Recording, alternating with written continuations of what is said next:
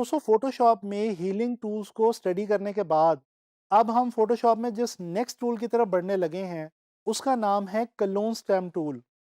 दोस्तों clone stamp tool भी Photoshop में इमेजेस को एडिट और ट्रीट करने के लिए बहुत ही ज़्यादा मुफीद टूल है। जैसा कि कलोन स्टैम्प टूल के नाम से ही वाजह है कि ये टूल किसी भी एरिया को रिपीट, डुप्लीकेट या कलोन करने के काम आता है।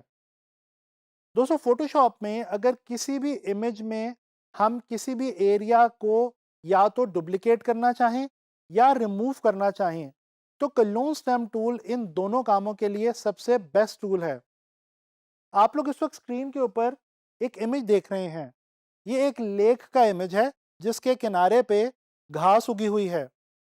दोस्तों अगर मैं ये चाहूँ कि इस घास को मैं डुप्लीकेट करूँ तो ये बहुत ही आसानी से मैं फोटोशॉप में कलोन स्टैम्प टूल की मदद से कर सकता हूँ। एक और इमेज आपके सामने इस वक्त मौजूद है स्क्रीन के ऊपर। दोस्तों इस इमेज में आपको रोड के ऊपर कुछ साइंस नजर आ रहे हैं।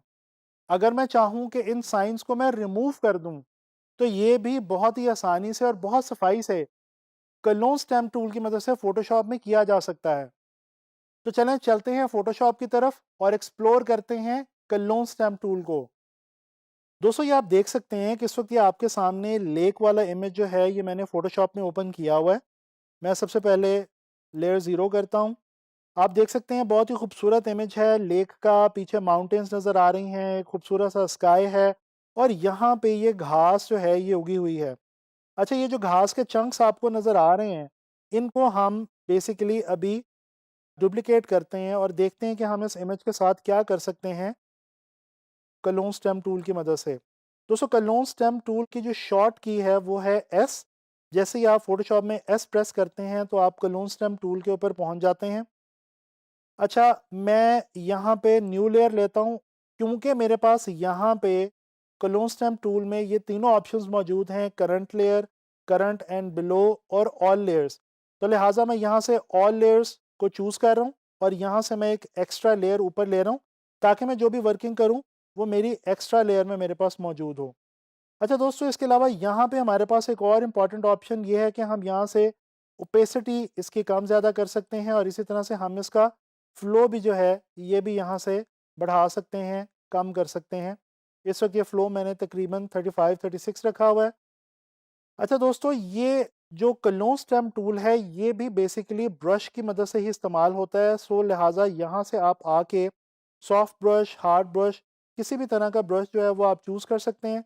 उसके अलावा आप उसका साइज़ यहाँ से कम ज़्यादा कर सकते हैं और इसी तरह से आप हार्डनेस भी यहाँ से कम ज़्यादा कर सकते हैं। फ़िलहाल हम हार्डनेस जो है वो नहीं बढ़ा रहे।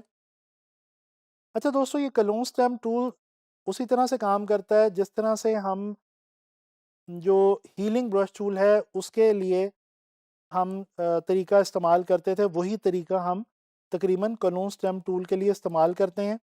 दोस्तों हमें क्या करना है कि हम अगर फॉर एग्ज़ाम्पल ये एक पैच है, ये एक एरिया है, इस एरिया को अगर मैं क्लोन करना चाहूँ, तो ये देखें ये ब्रश नज़र आ रहा है। मैं क्या करूँगा मैं ऑल्ट क्लिक करूँगा।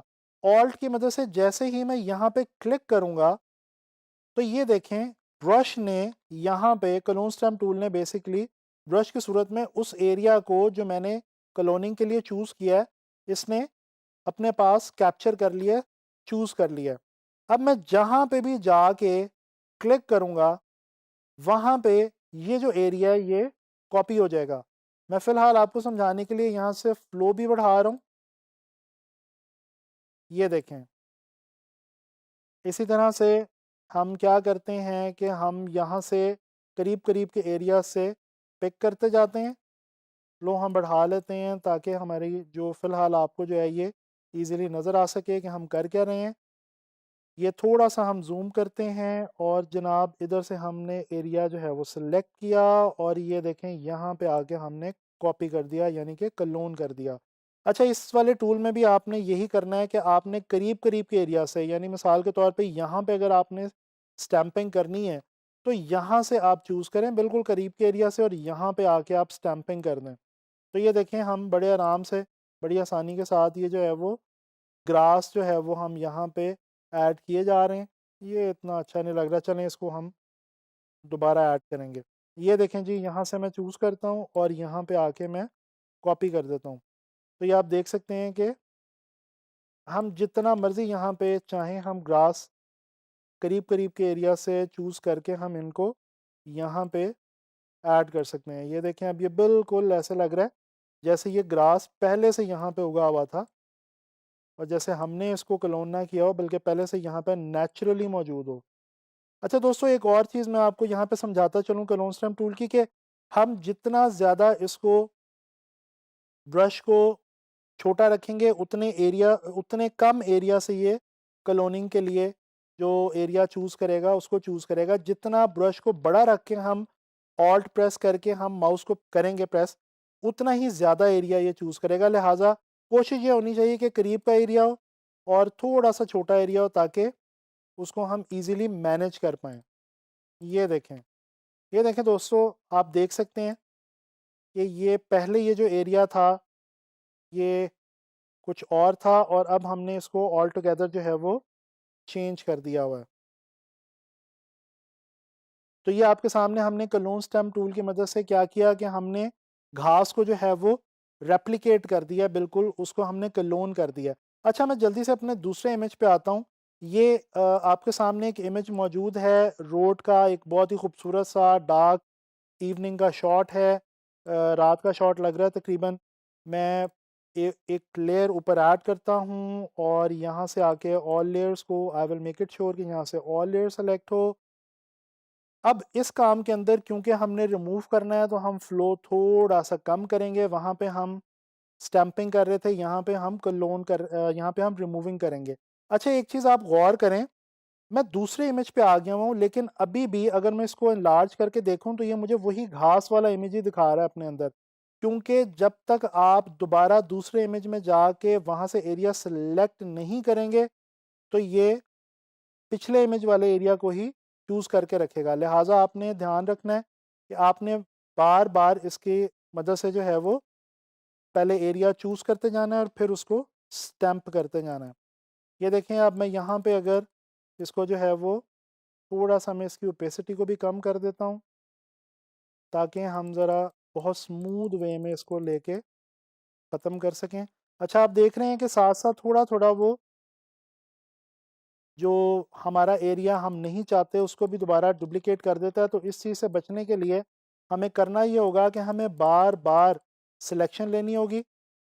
हम जितनी ज़्यादा सिलेक्शन लेंगे उतना ही ज़्यादा हमारा जो इमेज है वो बेहतर तरीके से एडिट होगा।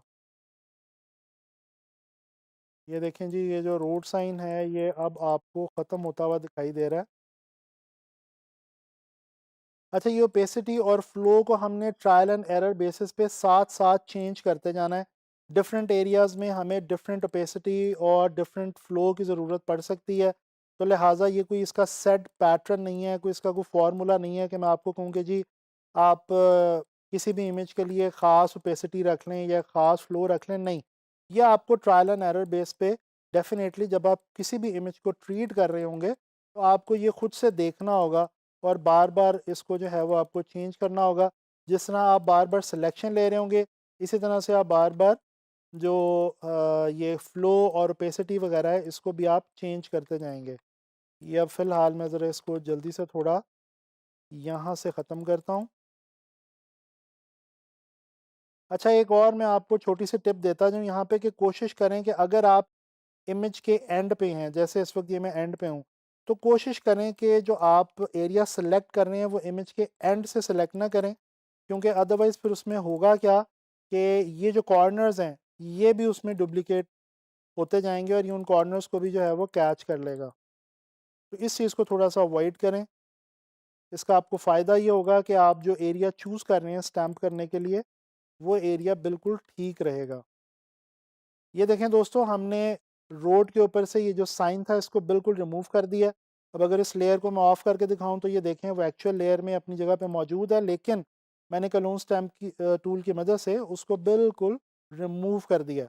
तो दोस्तों, आप लोगों ने देखा कि हम लोगों ने कितनी आसानी से अपने इमेजेस के अंदर क्लोन स्टैम्प टूल की मदद से कुछ एरियाज़ को रिमूव किया और कुछ एरियाज़ को डुप्लिकेट किया। दोस्तों, हम लोगों ने क्लोन स्टैम्प टूल को इस लेसन के अंदर लर्न किया, सीखा और हमने बड़ी आसानी के साथ ये देखा और समझा कि हम किस तरह से क्लोन स्टैम्प टूल की मदद से फ़ोटोशॉप में अपने इमेज को ऑल टुगेदर चेंज कर सकते हैं।